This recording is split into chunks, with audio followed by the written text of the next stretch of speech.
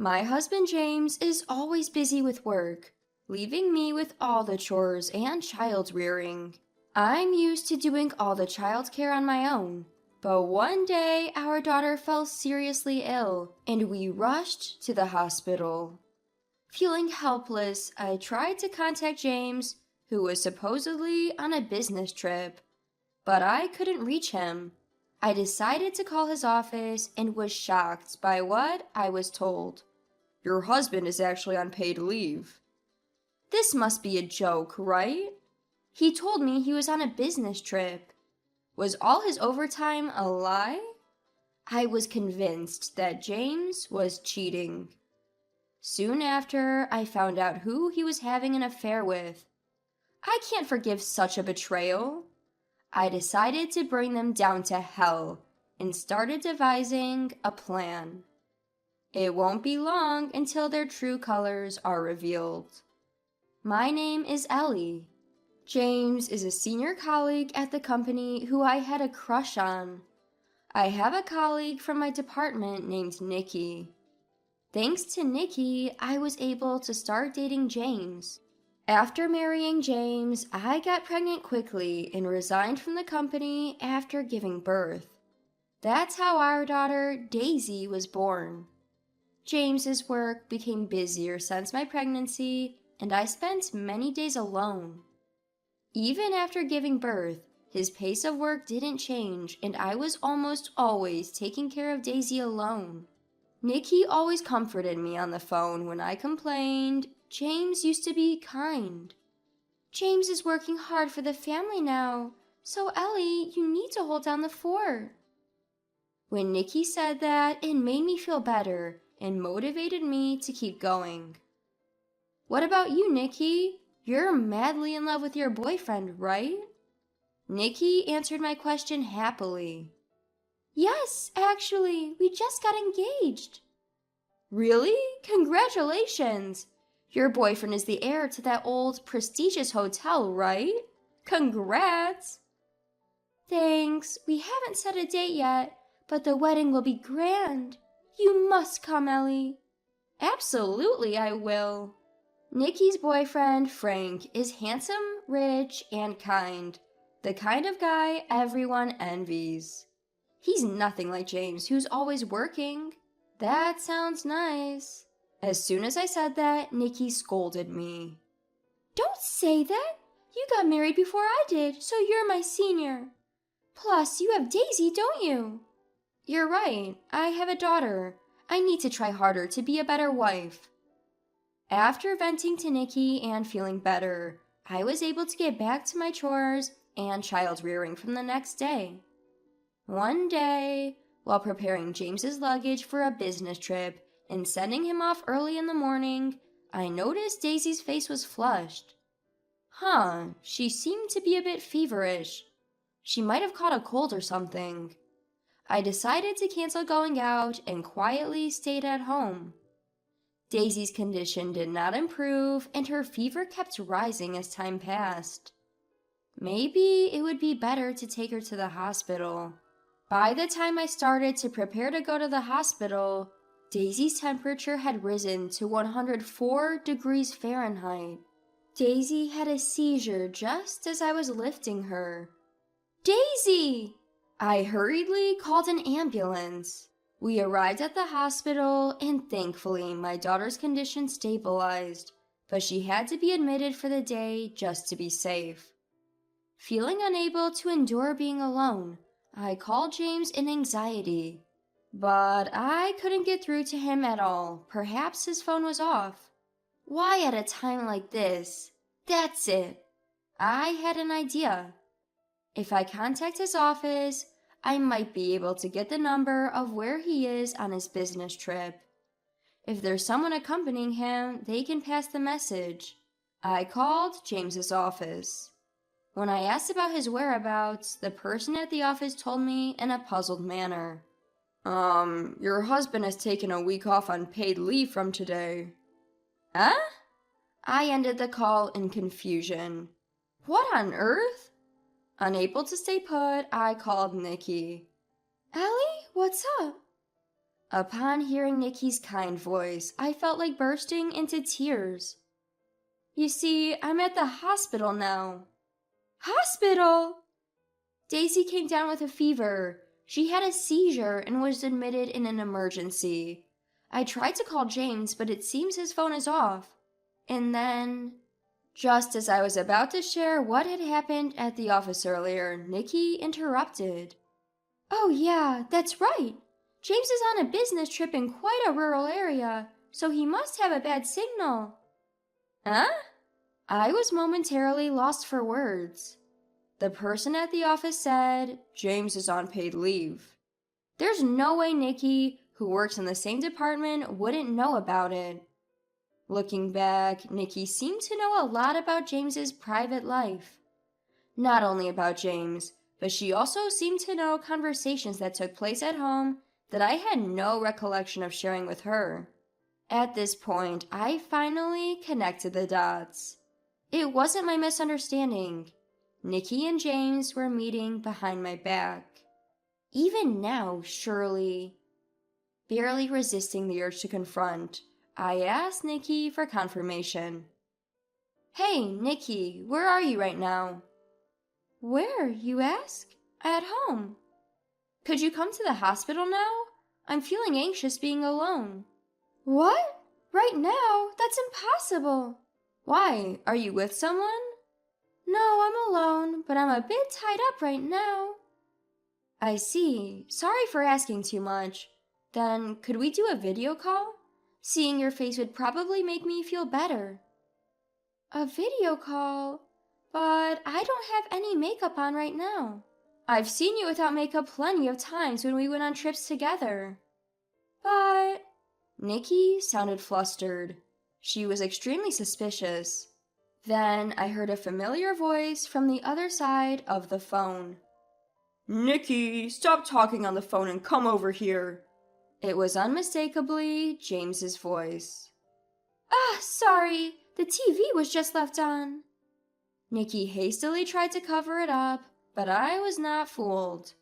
I can't believe those two have been betraying me behind my back. However, there's no point in confronting them now. I patiently endured and maintained my composure. No worries, I didn't mean to disturb you while you're relaxing and watching TV. I'm just a bit shaken up, that's all. Talk to you later. Yeah, I hope Daisy gets well soon. Nikki ended the call with a relieved tone. A few minutes later, I received another call, this time from a panicked James. Ellie, is Daisy okay? Huh? How do you know about it? Ah, well, you called my cell phone, didn't you? The only reason you'd call while I'm on a business trip must be about Daisy, right? He's full of lies, despite knowing he'd heard from Nikki. I kept my cool and didn't point it out. Daisy had a high fever of 104 degrees and had convulsions. We called an ambulance and she's at the hospital now. I see. And how's Daisy doing now? She's calm for now. The doctors recommended that she be admitted for observation today. I see. That's a relief. So, will you be coming home? Huh? No, I still have some work left. James's response was noticeably vague. As long as she's stable now, that's a relief. The hospital will take good care of her, so I don't need to rush back. You've always been there for Daisy, Ellie. I trust you to handle things like always. He suddenly became talkative, desperately trying to justify why he doesn't need to return. Watching their behavior, I had an epiphany. For James, our family no longer mattered. The moment I realized that, my affection for him just drained away. Fine then, I won't think of him as my husband or Daisy's father any longer. I'll drag them both down to hell. I began planning to abandon James, but a simple divorce isn't enough. I'll take every penny of the compensation from James and Nikki. First, I needed evidence of their affair. Looking at Nikki's social media posts, she gleefully shared images of their upcoming dates and locations of past ones. In those pictures, glimpses of James's belongings, like his tie or wristwatch were visible. They likely never suspected that I would scrutinize their online behavior to this extent. My anger towards them rekindled my spirits, and I was able to energetically nurse Daisy and gather evidence at the same time. The test results showed no issues, so Daisy was to be discharged the following day. While James was on his so-called business trip, he didn't once inquire about Daisy's test results. That solidified my resolution. I greeted James with a composed expression when he returned home with an innocent look on his face. "Welcome home." "I'm back." James glanced at Daisy. "Looks like you're doing well. You sure caused a fuss calling an ambulance." Holding back my anger towards James, I went about my usual chores and childcare duties. Then I called Nikki. "Hello, Nikki?" "Allie, how has Daisy been since then?" I used to be grateful for Nikki's kindness, but now all I felt was deceit. But I couldn't afford to lash out here. Under the guise of making small talk, I probed Nikki for her recent happenings and future plans. I continued making preparations steadily and was about to add the finishing touches. One day, I invited Nikki to a cafe under the pretext that I had something to give her. "Ellie, what do you want to give me?" I handed her a voucher for a stay at an inn. "Wait, isn't this for that super popular inn? What's up?" "I got it as a gift, but it's expiring this weekend. I can't go because I'm worried about Daisy. Would you take it?" "Really? Are you sure? Thanks." As I expected, Nikki was ecstatic and accepted the voucher from me. A few days later, James told me he had another business trip over the weekend. How convenient. I can't believe everything is going according to my plan. Over the weekend, I left Daisy with my parents and arranged to meet a man at the nearest train station to the inn. His name is Frank, the fiancé of Nikki. I had been in contact with Frank on social media and let him know about my husband James and Nikki's affair. He agreed to cooperate with my plan. After meeting with Frank, we headed to the inn together. With a practiced hand, Frank was able to find out which room they were in and got a hold of the room key. Together, Frank and I stormed into the room. The ones there were James and Nikki, clad in bathrobes. Why are you here?" Seeing me barging into the room, James shrieked. Nikki also widened her eyes in surprise. "Frank, why are you here too?" "We're here to expose your affair." My words left them momentarily flushed, but my husband started to argue right away. "What are you talking about? I told you I'm on a business trip. She's just accompanying me." "Oh, it's pretty suspicious that you're sharing a room at a spa resort if you're supposed to be working." "Shut up. You, who quit your job, don't understand anything about work. Besides, entering a room without permission is trespassing." Hearing this, Nikki also defended James. "Yeah, it's strange that you just barged in. And how did you know about this room?" Frank calmly answered for me. "We asked the front desk." "At the front desk? How could they just disclose guest information? This is a highly rated, high-end inn, yet they don't know how to handle their guests." "Can you stop insulting our inn?" "Wait, our inn?" Actually, the reason I got the voucher for this inn was because of Frank. This inn is run by his family. As the son of the owner, there's no way he couldn't get guest information from the front desk. Frank explained this to Nikki in a matter-of-fact way. "Don't you remember what you wrote on the guest registry? You put my name as your companion." "Oh." Nikki instantly showed a regretful expression. "The staff knows me, so they told me the room number and handed me the key. You probably hesitated to write down the name of a married man's mistress, but it's funny how predictable your actions were. Just like someone who'd have an affair despite being engaged." Nikki couldn't argue back and just hung her head. I turned back to James. Don't think you can talk your way out of this now that we've caught you red-handed on your affair trip. I'm going to divorce you, and I'll be sure to ask for substantial alimony. Hearing this, James grimaced and retorted, You really are an unpleasant woman. That's why I'm having an affair. I'd rather not have a woman like you, and I'll marry Nikki. Upon hearing James's words, Nikki hurriedly lifted her head. Wait, what are you talking about? I have no intentions of marrying you, James. What? You were just a fling until I married. The one I truly love is Frank. But didn't you invite me to this trip, Nikki? I did it because Frank was busy. Nikki suddenly clung to Frank. Listen, Frank, this was just premarital jitters. The so-called cold feet. You get it, right? I promise I'll be a good wife after we get married. I'll work hard even if I have to take over this inn. So, please. Frank coldly brushed off Nikki's pleas. A woman who cheats because of cold feet is bound to cheat again, claiming baby blues or midlife crisis. I have no intention of spending my life with such a foolish woman. It's out of the question to entrust her with the inn that has been passed down through generations. You're saying you want to break up? Yes, our engagement is off. Facing them, who were pale as death, I declared, Now that you and Frank seem to have sorted out your issues, let me state my demands. I will divorce James. Of course, I will have custody of Daisy. And you two will pay me a suitable compensation for the emotional distress. James will also pay child support for Daisy. Compensation? James and Nikki widened their eyes at the word.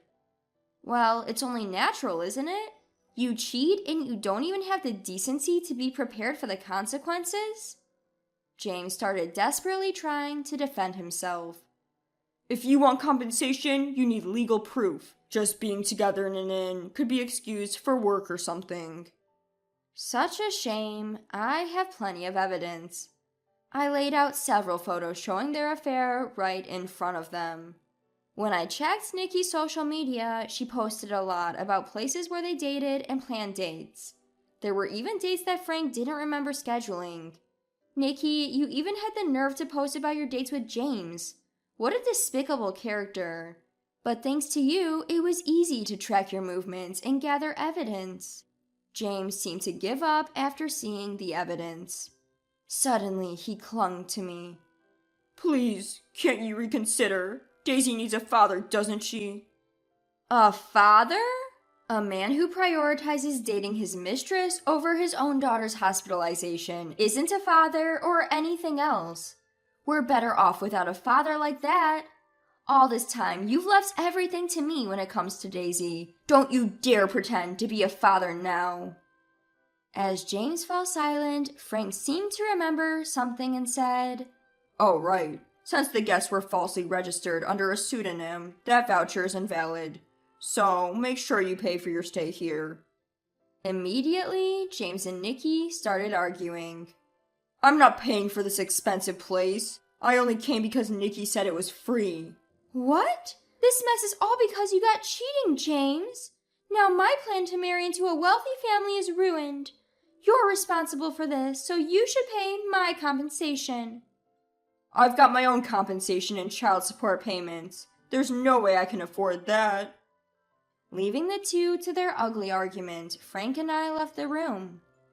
Frank, thank you for everything. I expressed my gratitude to Frank, who willingly cooperated in this plan. No, I should be the one thanking you. It would have been a disaster if I'd married Nikki without knowing anything. Frank also seemed to be able to receive compensation from Nikki. The affair between James and Nikki became known to their company, and they were both relocated separately to regional areas. The reasons for their transfers became rumors at their new locations, and their bad reputation spread quickly. Now, it seems they are both being ostracized from their communities. On the other hand, I was able to re-enter the workforce at a company introduced by Frank. Now that I have a substantial amount of compensation and child support, Daisy and I are living a happy life together. Even without a father, Daisy and I will definitely find happiness. I held my little girl's hand.